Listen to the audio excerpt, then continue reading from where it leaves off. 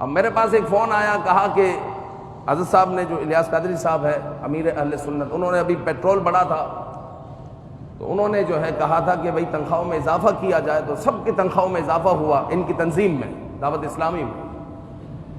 تو فون کیا کہ بھئی ہماری مسجد کے امام صاحب کی ہم نے اس وقت تنخواہ بڑھائی تھی، مؤذن صاحب کی اس وقت بڑھائی تھی، تو اب سال پورا ہونے پر ہماری کمٹمنٹ ہوتی ہے کہ سال کے اختتام پر 10% ہم تنخواہ بڑھاتے ہیں، تو ہم بڑھائے کہ نہیں بڑھائے؟ میں نے بولا یہ کوئی پوچھنے والی بات ہے، تو بڑی بدتمیزی والی بات ہے.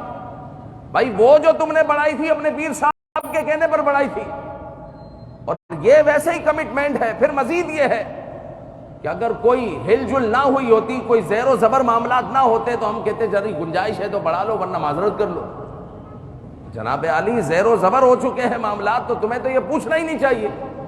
ویسے ہی ان کی تنخواہیں کم ہوتی ہے اور پوچھ رہے ہیں کہ تنخواہیں بڑھائیں کہ نہیں بڑھائیں، ہماری گنجائش نہیں ہے. بھائی گنجائش نہیں ہے تو سیٹ چھوڑ دو. بھائی جس کی گنجائش نہیں ہے، کمیٹی والوں کو ہی کہہ رہا ہوں، جن کمیٹی والوں کی گنجائش نہیں ہوتی، کہتے ہیں بھائی ہماری گنجائش نہیں ہے، ہم امام کی تنخواہ نہیں بڑھا سکتے، مؤذن کی تنخواہ نہیں بڑھا سکتے، ان کمیٹی والوں سے میں آن ایئر کہہ رہا ہوں، میں بھی ماتحت ہوں، میں آن ایئر کہہ رہا ہوں، ایسے کمیٹی والوں کو چاہیے کہ وہ مسجد میں اعلان کرے اور کہے کہ جناب امام کی، مؤذن کی، خادم کی تنخواہیں اتنی ہونی چاہیے، لیکن ہم نہیں کر سکتے. تو لوگوں یہ سیٹ آپ لوگ سنبھالو، میں نہیں سنبھال سکتا. تو حضرت کو سیٹ پہ بھی بیٹھنا ہے اور لوگوں کو پریشان بھی کرنا ہے. بھائی تو اس سے نہیں ہونا، چھوڑ دے، تیرے اوپر فرض و واجب تو نہیں ہے، تیرے اوپر فرض یہ ہے کہ تو آ کے نماز پڑھ، بس پھر گھر پر چلا جا. باقی مسجد کی ذمہ داری اگر تجھ سے سنبھلتی ہے تو ٹھیک ہے، نہیں سنبھلتی تو کوئی بات نہیں، تیرے اوپر فرض و واجب نہیں. کل قیامت میں تیرے سے اس بارے میں نہیں پوچھا جائے گا، لیکن جو تیری ذمہ داری ہے اس کے بارے میں پوچھا جائے گا، اس کے بارے میں پوچھا جائے گا. لہذا یہ کمیٹیاں ہو یا سیٹھ حضرات ہو، میں سب کو یہی بات تنبیہ کر رہا ہوں. حضور نے فرمایا پسینہ خشک ہونے سے پہلے مزدوری ادا کر دو، مزدوری ادا کر دو. تو جو مزدوری بننی چاہیے وہ ادا کرنی چاہیے، ہے نا. یہ بھی بندے کو سوچنا چاہیے، بندہ اپنے معاملے میں سب کچھ سوچتا ہے، تو بندے کو سوچنا چاہیے جو مزدوری بنتی ہے وہی ادا کرنی چاہیے. اب وہ 2 آدمی کا کام کر رہا ہے، ایک بچہ دکان چھوڑ کر چلا گیا، اب وہ جلدی آ رہا ہے، 8 بجے میں آتا ہے، سارا کام نمٹاتا ہے، پھر پورا دن نان اسٹاپ کام کرتا ہے. بھائی کیوں؟ دوسرا جو ساتھ کا بندہ ہے وہ چلا گیا ہے، اب نان اسٹاپ اس کو کام کرنا پڑ رہا ہے. وہ جو ہوتا تھا وہ ساتھ میں ہوتا تھا، اب جب اس کو مہینے کی تنخواہ دی جا رہی ہے تو وہی سنگل تنخواہ.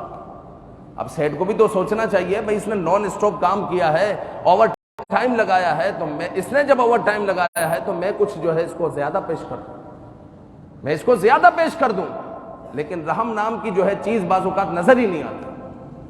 بس معاملہ یہ ہے کہ جو سیدھا ہوتا ہے اس کو ٹھوکو، جو ٹیڑھا ہو نا اس کو چھوڑ دو. ایسا ہی ہے نا بھائی، کیل ٹھوکتے ہوئے جو سیدھی ہو تو ٹھوکو اس کو، مارو اس کو، کام لو، صحیح طریقے سے کھینچ کے رکھو، اور جو ٹیڑھی ہو جائے اس کو چھوڑ دو. تو جو ٹیڑھا بندہ ہوتا ہے، جو ٹیڑھا چلتا ہے، تو اس کے سامنے بھی جو ہے اس سے تھوڑا بچ کر چلتے ہیں، اور جو سیدھا ہوتا ہے تو اس کو ٹھوکا جاتا ہے، اس سے کام لو، کام لو. اور جب مہینے کے آخر میں وہ تھوڑی سی زیادہ تنخواہ کا مطالبہ کرے، سیٹ صاحب اتنا میں نے اوور ٹائم کیا ہے، بھائی لینا ہے تو لو ورنہ کہیں اور دیکھ لو. یہ جملے اتنے خطرناک ہے، اللہ سے ڈرنا چاہیے. ایک خادم صاحب نے مجھے بتایا، کمیٹی والا مجھے کہہ رہا ہے کہ اگلے مہینے سے اپنا انتظام کر لو، اگلے مہینے سے اپنا انتظام کر لو، ایسے دھمکی دے رہا. حالانکہ اس کو اتنا اتھارٹی اس کے پاس نہیں ہے، صرف اس لیے کہ وہ خادم اس کے پریشر میں رہے، صرف اس لیے. یہ ایسے جملے کہتے ہوئے کوئی بھی ہو، سیٹ ہو یا کوئی اور ہو، اس کو کہتے ہوئے ڈرنا چاہیے. وہ اگر اپنے مزدور کو یہ جملہ کہتا ہے بھائی اگلے مہینے سے اپنا انتظام کر لو، یا کوئی کمیٹی والا اپنے خادم کو یا امام کو یا مؤذن کو یا کوئی بھی مینیجر اپنے ماتحت کو یہ کہتا ہے، تو بتاؤ اس کو رات کو نیند آئے گی؟ اس کے 4 بچے اس کے جو ہے چہرے کے سامنے کھٹک رہے ہوں گے. یار سیٹ نے اگر دوسرا انتظام کر لیا تو کیا ہوگا یار، مارکیٹ میں نوکریاں بھی نہیں ہیں، پیسے بھی نہیں ہیں، بھائی یہ تو کر بھی لے گا، اس کا تو کوئی بھروسہ نہیں، اگر کر لیا تو. وہ خوف کے مارے اس کو نیند نہیں آئے گی. وہ یہی بات ہے کہ وہ دن رات آپ کی گالیاں سہ رہا ہوتا ہے. تو بعض سیٹوں کے بارے میں ہمیں بتایا جاتا ہے ننگی گالیاں دیتے ہیں مزدوروں کو، لیکن وہ بیچارے جو ہے سہتے ہیں. کیوں سہتے ہیں؟ اپنے بچوں کی وجہ سے، اپنے ماں باپ کی وجہ سے، تو رحم کرو مخلوق پر، اللہ تعالیٰ تم پر رحم کرے گا۔